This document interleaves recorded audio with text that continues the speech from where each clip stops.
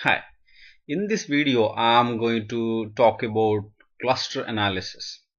We'll start with the basic concepts involved in cluster analysis, and then we'll go into the details of how we can build a clustering algorithm, how do we evaluate a clustering algorithm, how do we select a clustering algorithm, and what are the different nuances or different aspects of clustering algorithms. So clustering comes in a type of learning algorithm known as unsupervised learning algorithm. So if you're familiar with the basics of machine learning, you must be knowing that machine learning algorithms can be broadly divided into or categorized into two types. One is supervised learning algorithms, and then the other one is unsupervised learning algorithms. What's the basic difference? In supervised learning algorithm, you have a target variable, whereas in unsupervised there is no target variable, right? So there is a label. So whenever you have a label data, that means your data has a label attached to it. Label means there is a target variable. Okay. For instance, you want to predict the housing price. You have price of each house, historical data, and the different attributes of the house, like size of the house, and then the place where the house is located, and so on.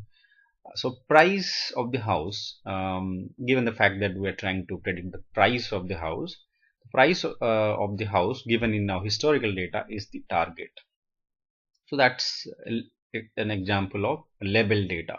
So that's where we use supervised learning. Many times you will come across data where there is no target as well. There is no label of each data point. We just have data, we just have attributes, or we just have features, but we don't have any target.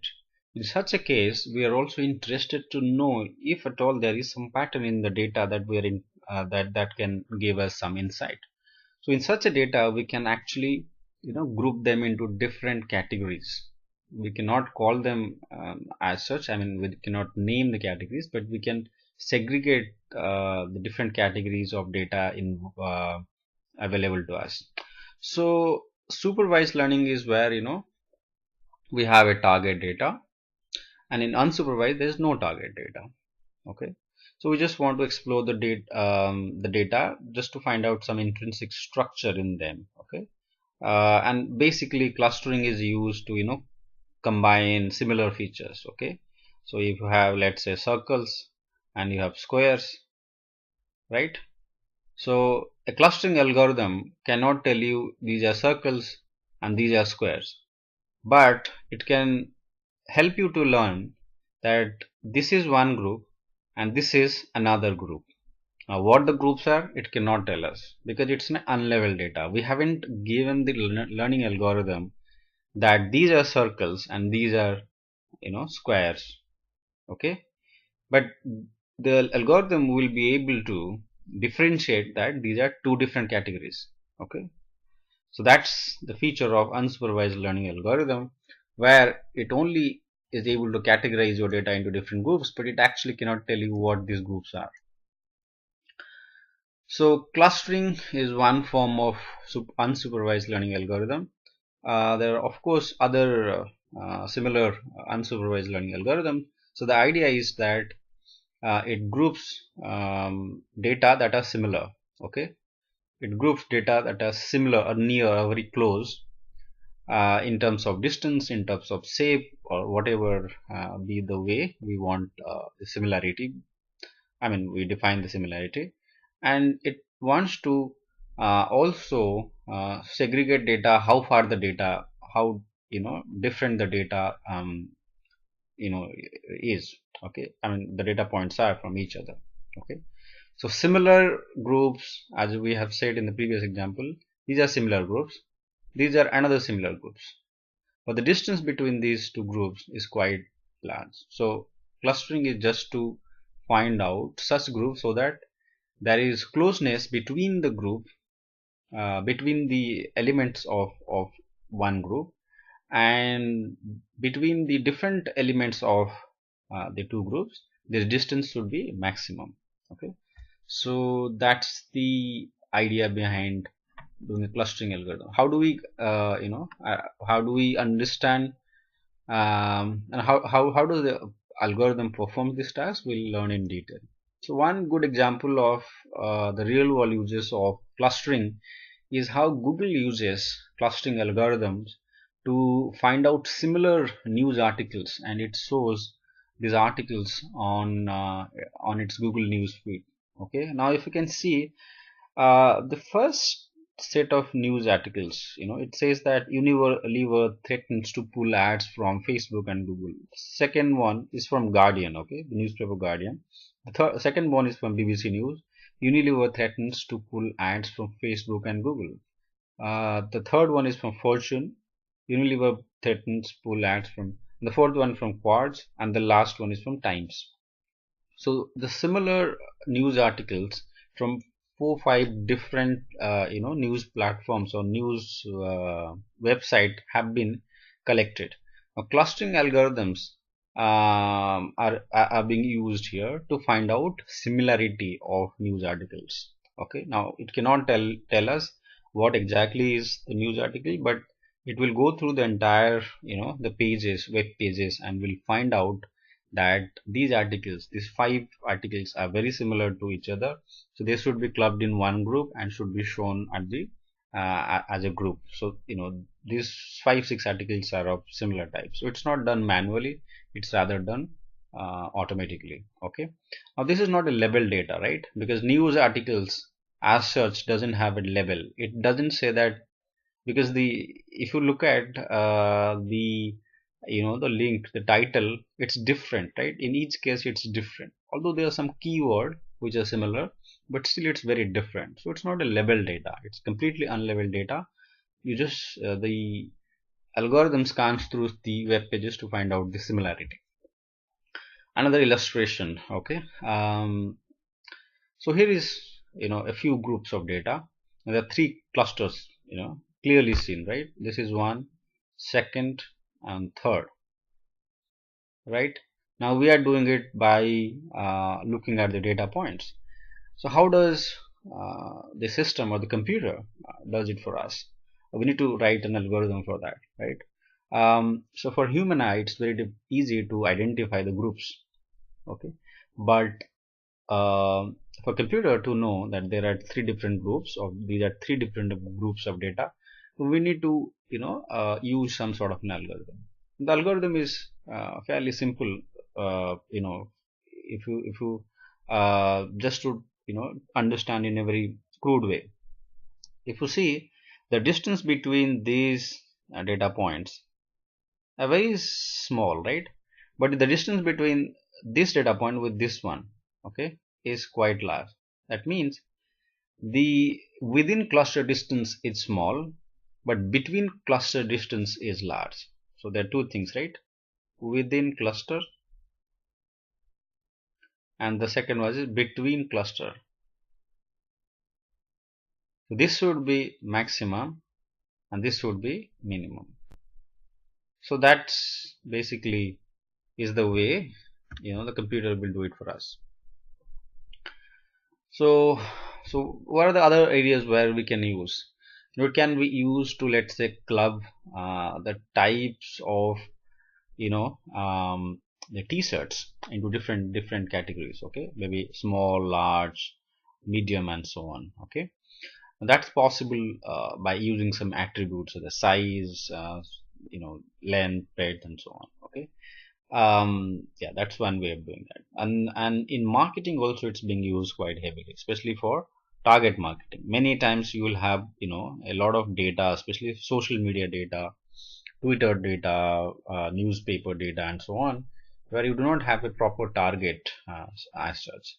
And the good thing is that unlabeled data is available readily, and it's much cheaper. It's cheap to get, and it's easy to get, right? You cannot label the data always, and it's always at a very the volume of unlabeled data is also quite large, so it's quite useful. Hence clustering algorithms are increasingly becoming popular because of the availability of internet data, which is mostly unlabeled. So there are different aspects of clustering that we need to understand, and we'll go through in detail about it. Okay. So clustering algorithms could be, various types. It could be partitioning, uh, partitional clustering, hierarchical clustering, and so on. So it depends on how we partition the data into different cluster. Okay, how go about doing that. Okay, so you remember, right, in the last couple of slides we try to partition the data. So this is one partition. Okay, so this is one. Okay, so we just partition the data into different groups, right? So how do we do that? So the way we do will define what type of clustering we are doing. It could be partitional, it could be hierarchical, and so on. Another important thing to learn in clustering is how do we measure the distance between the data points. Okay, so how do we basically know the similarity of data points and the dissimilarity of data points. So whenever you have data, right, in different, and we just want to calculate the distance, and then we will do the clustering and so on. So how do we calculate the distance within cluster, right? In the last slide I talked about within cluster and between cluster. So how do we find the distance? Okay, it also depends on the type of data we're dealing with. Sometimes we'll have continuous data, numerical data. Sometimes we'll have non-numeric data, binary data, and so on. In such cases we need to be very careful about how we calculate the data, calculate the distance. Clustering quality is also important. We need to know what is the way we evaluate the performance of a clustering algorithm. So evaluating the model performance is also another aspect. So first thing we'll learn is probably the most popular clustering algorithm, which is k-means algorithm. Okay, so k-means algorithm is a type of algorithm known as partitional clustering, because you partition the data into different segments, and we'll call that as cluster. So this partitioning happen through some sort of way. And how is it done? Okay, so let's say we have n data points, so we just keep it in a vector form. Okay, let's say we have x, which is which has x1 to xn. Okay, now the idea is to partition the data into k number of cluster. Okay, k means just a number. It could be 5, it could be 3, it could be 4, but it's usually an user provided number. That means if you are doing a k means clustering, then you need to decide what is the value of k. If you know that there could be 3 cluster, just provide it as 3. If you know that there could be 4 cluster, so just provide the number as 4. Okay.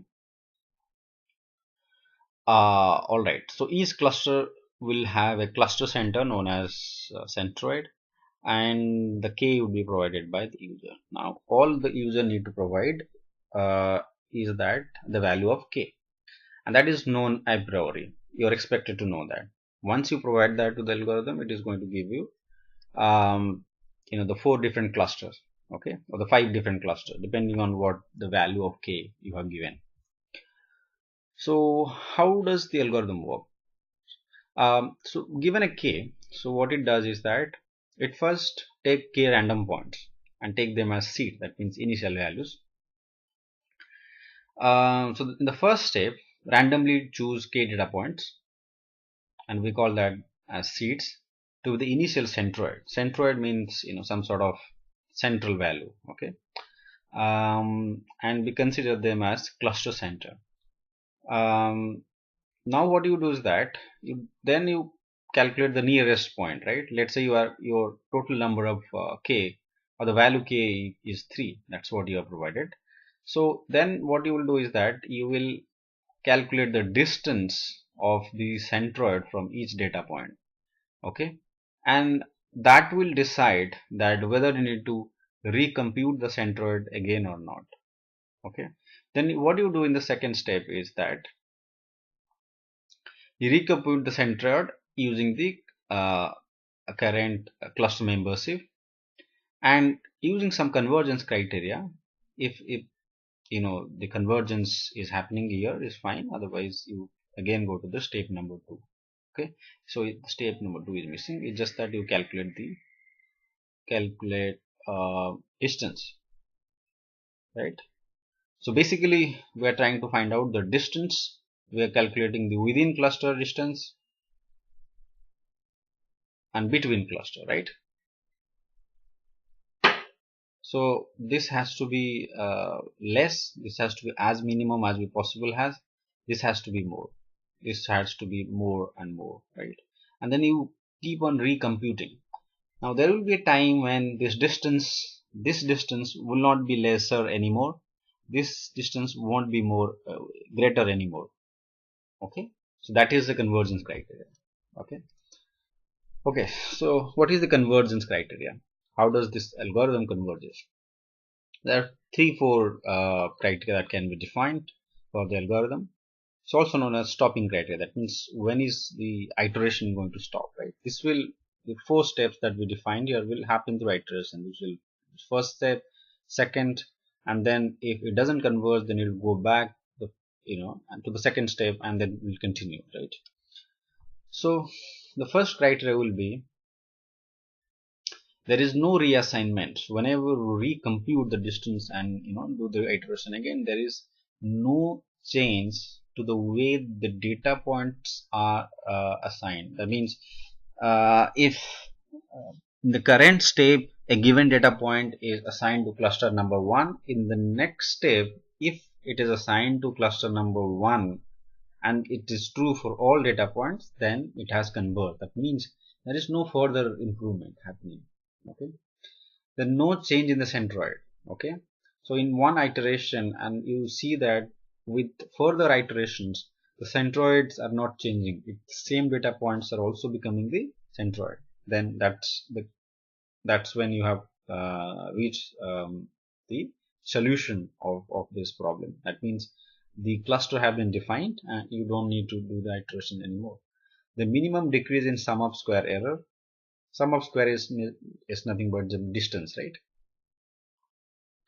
So it's basically a form of a distance between your within cluster and between cluster. If there is no much of change between that, then you are sure that you have, that's the stopping criteria or the convergence criteria. Just an example to understand. So here is, a data set given to us. Now clearly we can see there are 2 clusters. Okay, but we cannot know for sure. So we said we just assume that there are 2 clusters, but we do not know which data point belongs to which cluster. So the algorithm will give us 2 clusters, and it will also give us which data point belongs to which cluster. Okay, so that's not what we are giving. We just are giving that the total number of cluster is 2. So initially the algorithm will start with some randomly selecting random centroid. The first one it selected here, and the second times it selected here. Then it finds out the distance between the nearest points, right? And then it'll calculate the nearest points and the distance. And in the second case also this is the centroid, and it also finds out the distance. Okay, and you calculate the sum of the square, that means the distance, and that's through your distance formula, and we will talk about the distance formula later on in this particular lecture.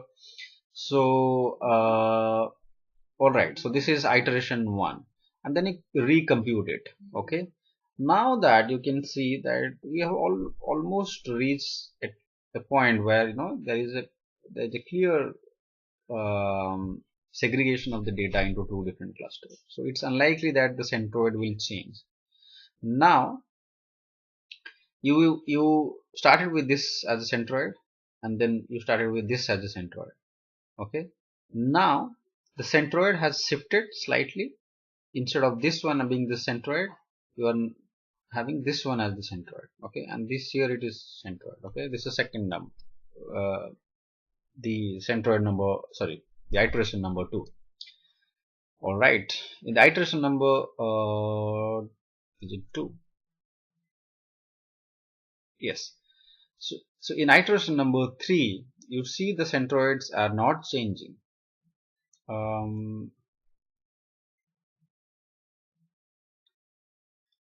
Alright. Well, this is not changing, but the other one is changing. Okay. So previously it was here in the iteration number 1. It was here in the iteration number 2. This has come down here. And there is no further change. There is no further change in the centroid. And so the algorithm stops. And it gives us the final clusters. So there are 2 clusters, and it calculates the distance and provides the within cluster and the between cluster distance, and in the output we find the 2 different clusters and we know which data point belongs to which cluster. Alright, so how does the distance is computed or calculated? So distance is nothing but your distance of each data point from the centroid. Okay, so xy is the distance of, let's say, ith data point from the centroids. Okay, so this is xi. If I equal to 1, if I could be 2, equal to 3, means first data point, second data point, third data point, and so on. So you'll have distance like x1, x2, and x3. So when you take the average of that, you take the mean distance, and which is purely an Euclidean distance, right? If you have 2 data points like x1, y1, x2, y2, you simply take x1 minus x1 square, sorry, x2 square, y1 minus y2 square, and then take the square root. So this is what we have learned in our high school. So you calculate the distance between your centroid and the data point like this one, right? This is the formula for your calculating the Euclidean distance. So k-means algorithm is very popular, but it has got many strengths, but it has also got weaknesses. What the strengths are? It's very simple, easy to understand. It's very efficient. The order of tKn, that means t is where the number of iterations, k is the number of cluster, n is the number of data points, which is fairly computationally efficient. Alright, so it's more of a linear algorithm. It means the order of computation is linear in nature, and it's probably the most popular clustering algorithm. But sometimes it terminates at local optimum. Okay, that's one issue with this one. There are other weaknesses of this algorithm as well. The algorithm is only applicable if the mean is defined. You remember we calculated the mean distance. So only when the mean is defined, you will be able to use this algorithm. But mean is not defined in many cases. For example, you have binary data, you have nominal data. In that case, the mean, if at all, even though it does exist, but it is not as good a data for k-means algorithm. Okay, so it's basically used in a continuous data setup. The data is continuous in nature, it has just continuous data, then k-means algorithm works very well. Otherwise it's not a very ideal algorithm. And the second thing is that the user needs to specify k. That's another big weakness. That means you do not know for sure what exactly should be the value of k. Well, you can actually iterate. You can try different values of k and see which one works better. But the biggest issue with clustering is that you do not know how to evaluate your clustering algorithm. Okay, so evaluation of algorithm is so difficult that finding out the optimal value of k is a daunting task. Hence, it's another weakness of this algorithm. This algorithm is sensitive to outliers. So if there is presence of outliers in your data, then you could get misleading of clusters.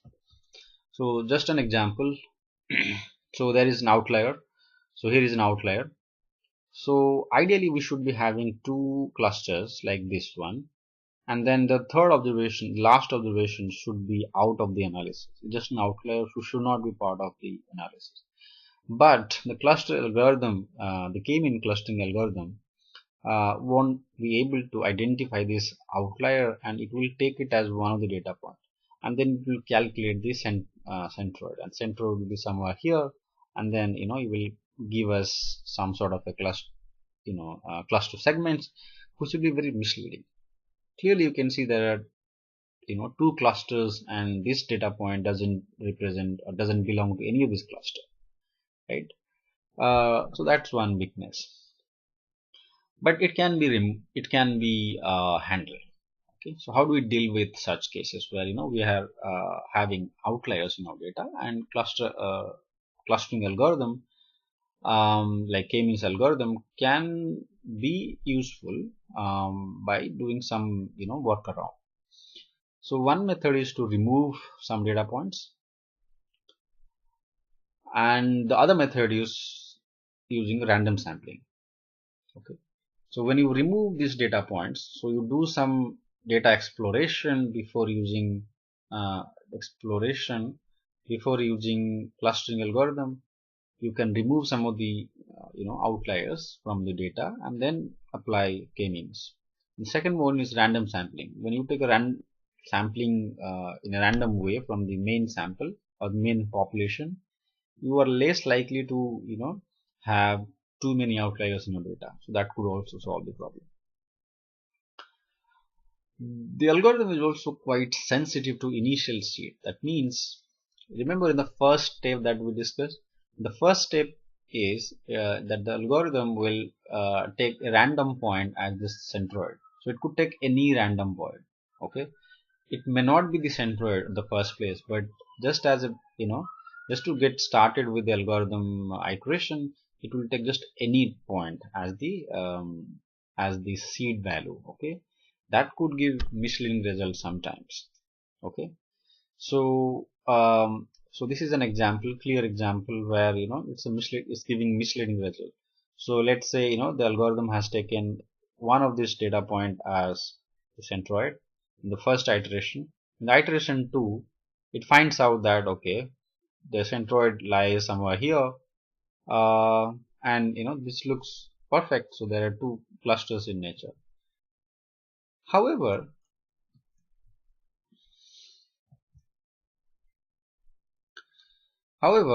if you use different seeds, okay, maybe if you use these two seeds, okay, you will find a much better cluster. So you can see this is a much better classification than the other one, right?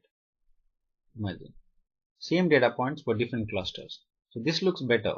Imagine if you just use this one as one cluster and this one as another. So the way we evaluate which clustering or which form of clustering is better is just to calculate the within cluster and between cluster distance. Here you can see the within cluster distance is very less and the between cluster distance is significant, right? Whereas in this case the between cluster distance is almost 0, right? They're very close, and the within cluster distance is quite high. You can see the within cluster distance is quite high. Alright, hence this one is much better. So the initial selection of seed value plays a big role, and that's a big weakness. K-means algorithm also doesn't work unless you have hyper-ellipsoidal clusters. For instance, if you have such a data, you have two clear cluster, okay, which one? The first one is this one, and the second one is this one, right? It is very clear to us. So the first one is this one, second one this one, but it will instead give us this is the first cluster, this was the second cluster. So it is not good in cases where you have very unusual pattern in the data. Despite these weaknesses, k-means is still one of the most popular clustering algorithm, primarily because it's very simple, it's very efficient. And even the other clustering algorithms have their own list of weaknesses. Okay, Clustering itself is such a complicated thing that even the alternative algorithm that have been in use for many years, many decades, haven't been able to be very impressive, because comparison of clustering algorithm for the efficiency is a very difficult task, and we will see why it is so difficult. The next thing that we'll learn is what is known as hierarchical clustering. So hierarchical clustering is a type of clustering where we do clustering in more of a decision tree type. Okay, we partition the data into segments through building of a tree. But unlike decision tree where we have a clear target, here we do not have a clear target in place. Okay, and this tree like structure is called dendrogram. And using this dendrogram, you just select how many clusters you have. Okay, let me tell you what the different steps are. In hierarchical clustering can be of two types. Okay, the first type could be the agglomerative, or also known as bottom-up clustering.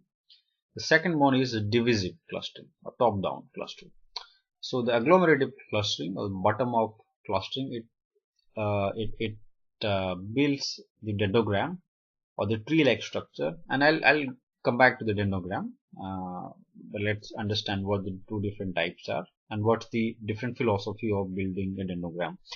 Well, the first one is the bottom up, right? Bottom up clusters. So what you do is that it starts with the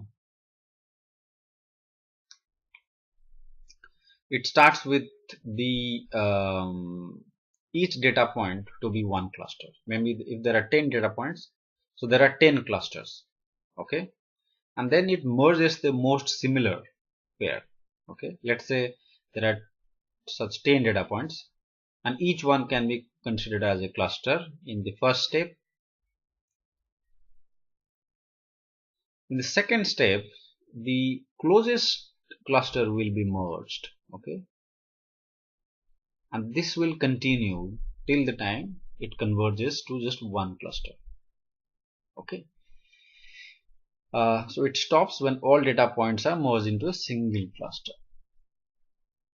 Okay, the top-down approach is exactly the opposite. You start with just one cluster for all 10 data points, and then you keep dividing it till the time you reach out to 10 clusters. Okay, let's say you have 10 data points. So the first would be just include everything in one cluster, then you keep on dividing. Okay, we have then 2 clusters, and then we have 4 clusters, and then we have all 10 cluster for 10 data point. That means 1 for each. Okay, now how do we come up with this iterations, right? But you start with either taking each data point in one cluster and then merging the closest clusters, or you do the exact opposite. So how the iterations and what the logic behind it. Okay, so this is the agglomerative clustering or the bottom-up clustering. So at the beginning, each data point forms a cluster. Okay, and we call that as a node. Merge the cluster that have the least distance. Okay, so you calculate the distance. Okay, let's say you have data point here and you have data point here. So each data point is a cluster now. Now you calculate the distance from one cluster to the other, and you do that for each cluster. And the one that is least distance, like here is the distance is least, you combine them. For this one, the least distance is for this one, then you combine these two, right? And you keep on doing that. So eventually there will be simply one cluster. Okay, and then you represent that in a dendrogram. Okay, the merging procedure will only be represented in a dendrogram or in a graphical fashion, so that we'll be able to see how many such clusters are present in this data. So the selection of number of clusters will be done by looking at the dendrogram. Okay, so this is an example. So you can see here there are how many data points? There are 5 data points. This one, P1, P2, P3, P4, P5. So we started with let's say cluster for each data point. So we started with 5 clusters, and then P1 and P2 are closest to each other, so they become one cluster. Okay, now P3 remains here, and then P4, P5 are closest to each other, so they became one cluster. So in the first step, we have P1, P2 in one cluster. Sorry, in first step, each data point is in one cluster. So P1, P2, P3, P4, P5. So each data point is a separate cluster. There are 5 clusters. Then closest clusters are merged. P1, P2 are closest to each other. They are merged. P4, P5, P4, P5. Okay, these two are closest to each other, so they are merged. And the one that is left is P3, which is again sort of another cluster, which is not merged with any of these because it's quite away from each one of these, right? And there is no pair for it also. So we have now 3 clusters. Now again the merging will happen. Now you see P3 is closer to this one, P1, P2, right? So P3 is, you calculate the distance of P3 of P1, P2, and you calculate the distance of P3 with P4, P5. Okay, so you can see here, right? So this one is closer to this one rather than the other one, right? This is more distance.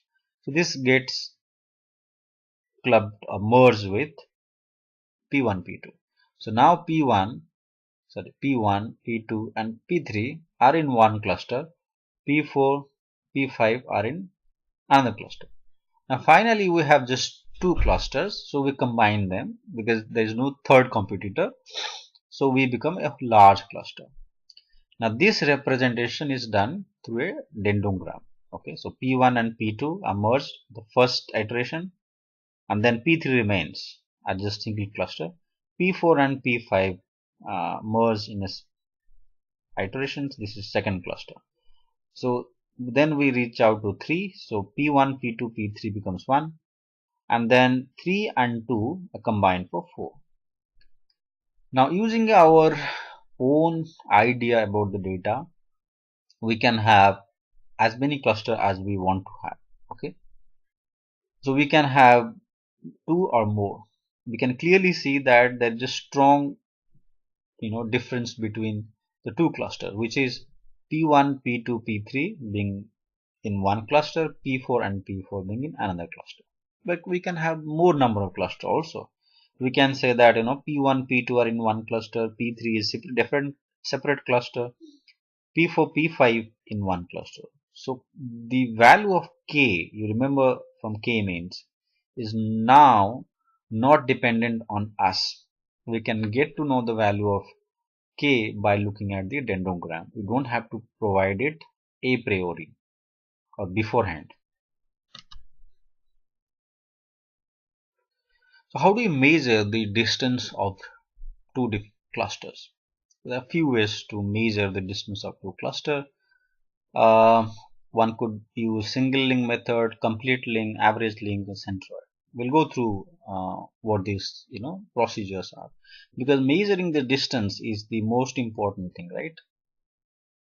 So even in the previous slide, the way we did the merging was by calculating the distance, by knowing the least distance between cluster. So how do we measure the distance? In the single link method, the distance between 2 clusters is the distance between the closest data point. That's important thing, the closest data point between 2 clusters. Okay, so let's say this one is one cluster, the other one is this one.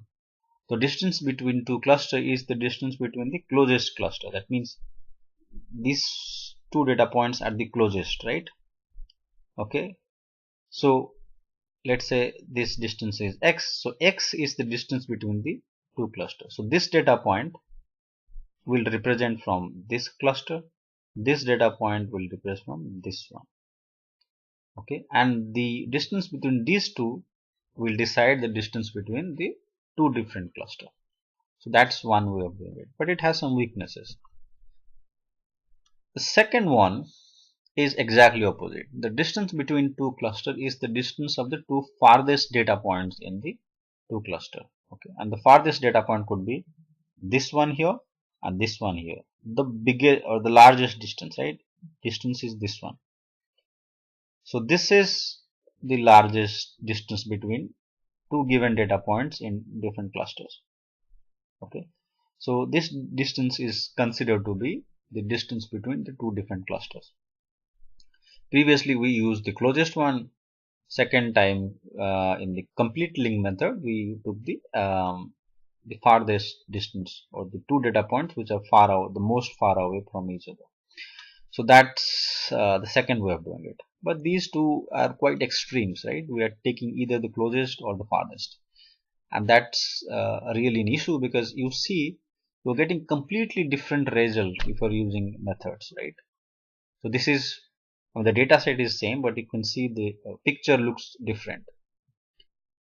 So depending on the way you are using the distance calculation method, you're getting different results.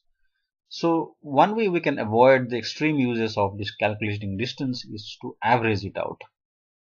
So instead of taking only two data points, whether farthest or the closest, we just took the distance between each data point with the other data point. So the distance between two clusters is the average distance of all pairwise distance. So here the distance will be calculated for each pair. Like for this one, it will be calculated for this one, this one, this one, and so on. For all data points, the distance will be calculated and then it will be averaged out. So the average distance will be taken as the distance between two clusters, instead of taking only the extremes one. The centroid method is where the distance between two clusters is the distance between the centroids. So we just calculate the centroids, and then the distance between the centroid will decide the distance between the actual distance between clusters. So that's another way of doing it. Complexity. So most of these algorithms are not linear, unlike your k-means. K-means is a linear algorithm. Here it is the order of n square, that means where n is the number of data point. So it's very computationally intensive. Okay. All right. So computational intensity is an issue with most of this distance calculation, but nowadays that's not an issue because we have very powerful computers. Alright, so let's understand a bit more about the distance function, because that's most important, because the only thing that's happening in clustering is calculation of distance, right? There is no estimation happening like your supervised learning algorithm, like linear regression, logistic regression, or any of these supervised learning algorithms where we are calculating beta parameters. All we are doing is calculating distance. So that's the most important thing. So let's try to understand in bit more detail.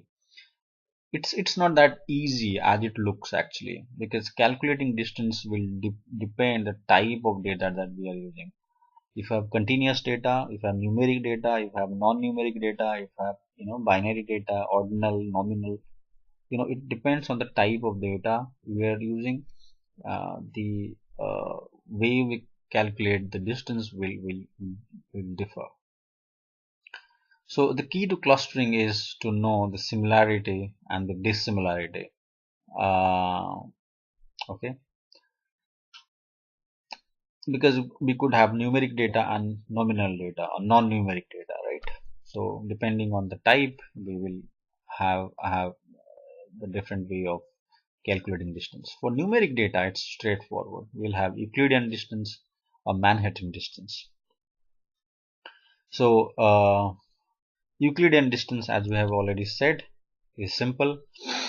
You just calculate your Cartesian, you have the Cartesian parameters, take the difference and square it, then add it across and then take the square root. It's very simple, right? It's known as Euclidean distance. Manhattan distance, on the other hand, instead of taking the square and then adding and then taking the square root, you just take the modulus of that and then sum it across for all n observations. Okay. The weighted Euclidean distance will depend on some weight factor, which of course depend if you really want to consider the data points in a different way. If you want to give more weight to some data points, that's also possible while calculating the Euclidean distance. Now, what if you have binary data? What if you have data with 0, 1, 1? You cannot use Euclidean or Manhattan distance formula. In that case, you will have to use something called by calculating the confusion matrix. Okay. So let's say you have two data points and have different attributes like xi and xj.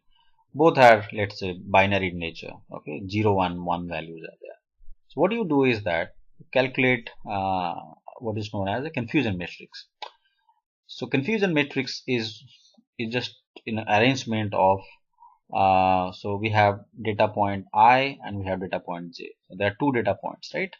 Two data points with attributes xi and xj and xi and xj. So how many cases where both are having 1 and 1? The number of count is a. How many cases where there is 1 and there is 0 here? That means data point I has 1, data point j has 0. So this is the number. Similarly, C is the data point j taking a value of 1 and data point I taking a value of j. And when both takes a value of 0, we have data point d. And what we are interested in? Maximum distance, right? Distance is nothing but so we are interested in b plus c. So b is the dissimilarity, right? Here it is 1, here it is 0. So this is a dissimilarity case. This is a dissimilarity case. This is also a dissimilarity case. This is 1 and 0, right? So we want to maximize b plus c and we want to minimize a plus d, which is similarity.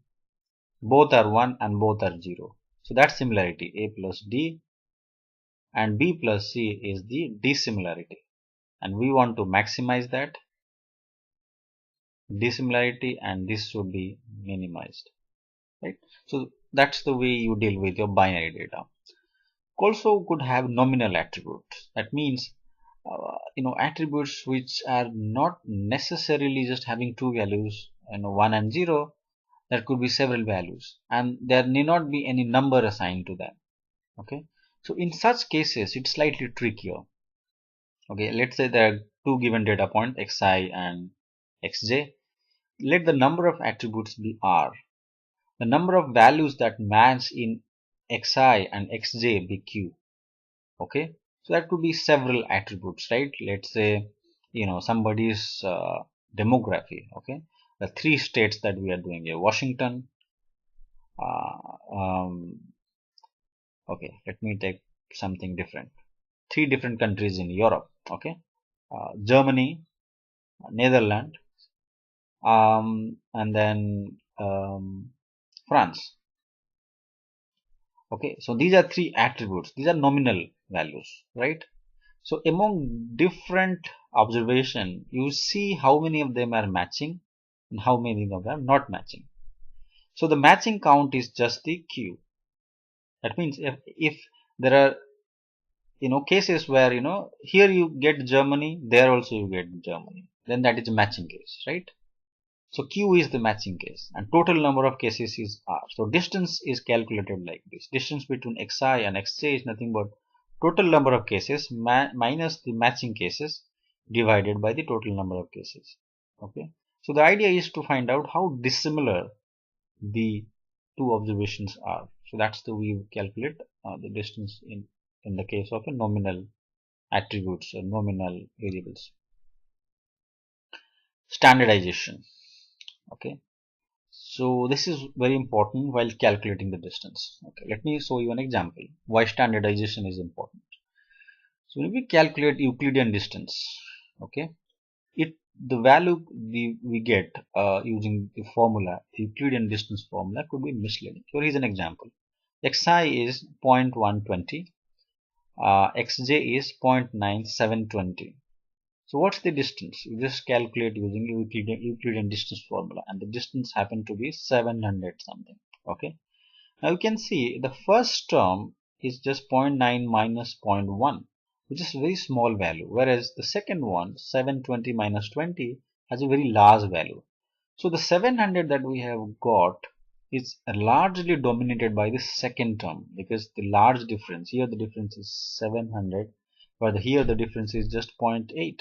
So the contribution of the first term to the distance is much less compared to the second one, and that's misleading, right?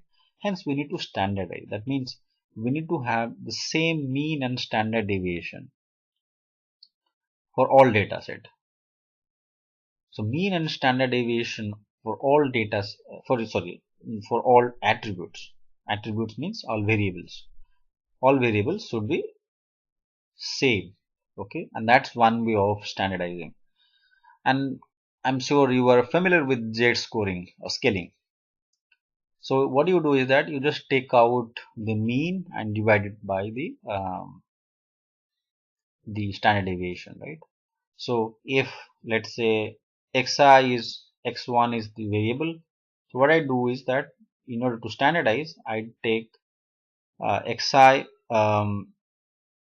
minus xi bar, which is the mean, and I divide it by the standard deviation of x1.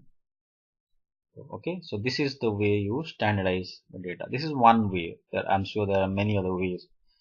So if you do that, your data will have a mean of 0 and standard deviation of 1. And if you do that for all variables you will have a mean of 0 and standard deviation of 1. So standardization of data will ensure that there is uniformity and your distance calculation will not be biased. Sometimes you also need to change or need to do transformation to nominal data as well. Okay, so you may not be able to use your character or rather non-numeric data. So you may have to use some form of binary form or rather numeric form. You have to transform your data into numeric form sometimes. Here is an example. Let's understand one example. So let's, for instance, one of the attribute has values like 3 types of fruits: apple, oranges, and pear. Now just one variable, let's say x1 has a values called apple, orange, and pear. So you can make it into 3 variables, let's say x2, x3, and x4. First one, x2, will be 1 if it is apple, otherwise it is 0. Second variable x3 will take 1 only when there is orange, otherwise it's 0. The third one will take 0 when it's apple and orange, and only when it is pear it will take a value of 1. So we basically having 3 dummy variables, so to say, or 3 binary variable, numeric binary variable, replacing the nominal variables. Okay, that's essential for calculation purpose. Okay, the next big question is which clustering algorithm to use. We have discussed so many of them. Which one will work the best? There is no clear-cut answer, frankly, because evaluating or choosing the best clustering algorithm is very difficult. There is a vast collection of algorithms available, and we have introduced quite a few of them. Finding a best algorithm is always a challenge, because many reasons are there, right? Because certain algorithm works with certain data distribution, and knowing the data distribution exactly is almost it's not impossible though, but it's very difficult. So knowing the ideal algorithm is a big challenge, but there are some ways in which it can be made simpler. So So in the real world, what people do is that you run several algorithms, okay, because you do not know which algorithm will work the best. So you run several algorithms, and then you carefully analyze which one actually gives you the best result. So the interpretation should be based on the insight into the meaning of the original data, together with the knowledge of algorithm. So if you're a domain expert in marketing, let's say you are doing clustering in marketing, okay, and you know that there are three segments in your data, but you do not quite know what these segments are and which customer belong to which segment. So if your algorithm, if you run, let's say, 5 algorithms, and it gives the different sets of results, the way you evaluate is by using your domain knowledge. Okay, just bring your experts, ask them which algorithm has performed the best, and so you're taking the help of algorithm and human experts. So the combination of both will be the ideal way of selecting the best algorithm. So it is somewhat subjective and somewhat personal preference. Okay, there is no thumb rule as such to find out what's the best algorithm. It depends on the type of problem that you are handling, and the people available to you, the experts available to you, who will also tell you which one works the best. So let's learn in brief some of the evaluation techniques. As I've already said, it's slightly difficult, but still there are some ways to evaluate clustering algorithms. Okay, so how you evaluate is you study the centroids or the spread of the data, and you also use some sort of a supervised learning type to use some supervised learning techniques like decision tree to evaluate your model. Now, slightly difficult to understand at this point. Okay, the second way is more important. Okay, let's try to understand this. Let's, for instance, there are 3 sets of data point. This is circle, this is square. So your cluster algorithm gives 2 clusters. This is one cluster, this is second cluster, but it doesn't tell you that this is circle and this is square. Okay, but it just tell you that there are 2 sets of data points, 2 groups of data points.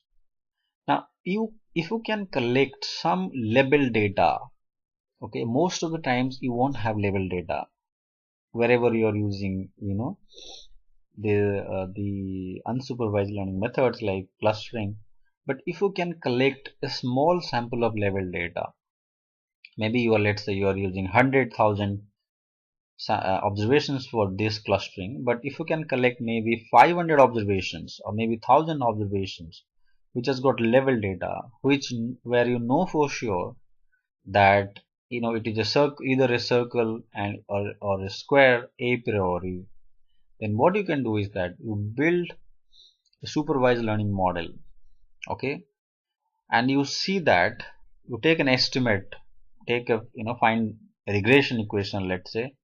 So your regression equation is like probability that a given figure is a circle, okay, given the x parameters with certain values, and you apply that for all the data points, okay, and see if it is actually performing well or not. And you do that for all the cluster algorithms and see where exactly you are finding the best fit, or you're finding the minimum error rate.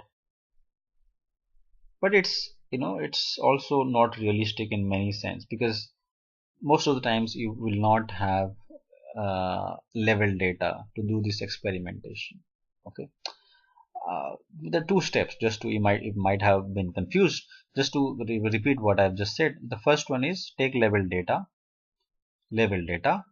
Second one is build a supervised learning algorithm like decision tree, and then third one is use the decision tree to categorize your cluster sample into 2 groups or 3 groups, whatever number of groups you want to. Okay, and then evaluate the model, and then you do that for all, and see which cluster algorithm actually does the best one. You just try to compare the decision tree result with the clustering method results and see which one does the best. Now some assumptions are there, that each class is just a cluster, so that is somewhat not very realistic many times. And secondly, most of the times you will not have any class levels for your data. So getting a level data in many situations is almost not possible many times. So this method of evaluating models, clustering models, is also not very realistic. So the best way is to take a subjective opinion or expert opinion. So expert opinion is probably the most important way of evaluating clustering algorithms in real world.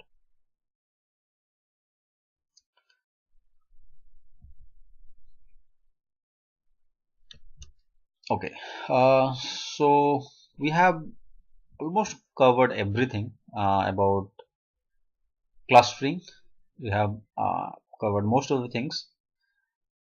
So the next video I'm going to take a data set and I'm going to build few of these models. I'll build k-means clustering model, and I'll also use other forms of clustering that I have discussed, and I'll show you how we can use this by using some sort of a software like R. And so few things about clustering before we close. So it has a long history. From a long time we have been studying clustering, but there is very little success in the unsupervised learning. In supervised learning there is a lot of success, but in unsupervised learning it's still an unexplored, rather it's not, this isn't very lot of success in this area. There are many ways in which clustering can be done, and the most difficult task for clustering is model evaluation. Model evaluation is very difficult, right? Because we are relying on expert judgment, and that's not a very scientific, rather a very proper way of evaluating your model. So it's very application oriented, where it takes very subjective opinion, but it's quite useful if you know your area or data very well, especially in marketing, and especially in classification, many classification of data point cases where you know the data and the domain very well. It's very useful. Thank you so much. If you haven't subscribed to our channel, please subscribe to our channel for more videos. Thank you.